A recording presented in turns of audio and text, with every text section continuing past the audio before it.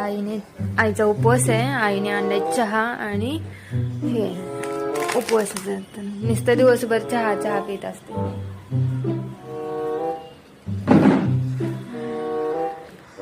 काय गाई आज उपवास आहे का? काय केलं का मग फराळाचं? खिचडी वगैरे कधी करायची मग? आता 2 वाजले की 2 सव्वा 2 वाजले. चहाचा कप मी नाही घेतला. मी कशाला घेऊ?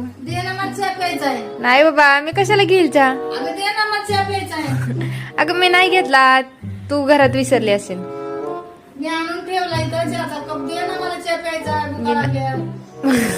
मग खिचडी खा, दुसरं खा, काहीतरी वेपर्स खा.